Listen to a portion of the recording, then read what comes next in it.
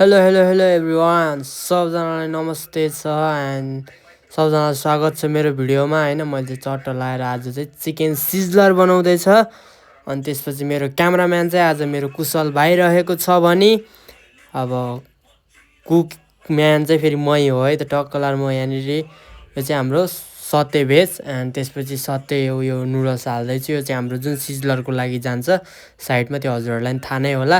अनि फेरि साइडमा चाहिँ फेरि टक्कलार दामी तरिकाले त्यो तात्तिँदैछ हैन। त्यो के भन्छ त्यसलाई सिजलर फ्यान हैन। टक्कलार म चाहिँ यसमा चाहिँ गफ गर्दै अलिकति रमाइलो तरिकामा अलिकति भाइब लिँदै यताउता गफ गर्दै भिडियो बनाइरहेको थियो।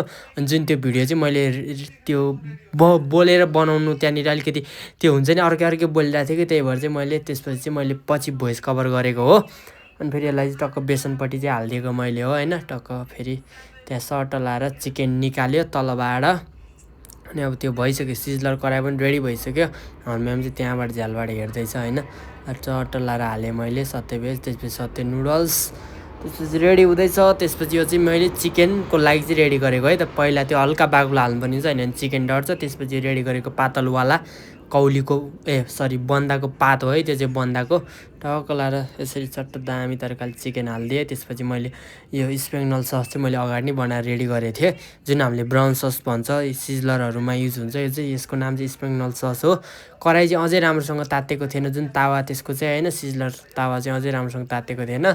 राम्रोसँग तातेपछि फेरि आगै बल्दिन्छ कि, फेरि यसरी हाल्दा चट्ट लाएर मैले हालिदिएँ दामी तरिकाले धुवा पार्दै पठाइदिएँ मैले चाहिँ। त ल त अहिलेसम्म हेरेर बाजु लाइक सेयर सब्सक्राइब।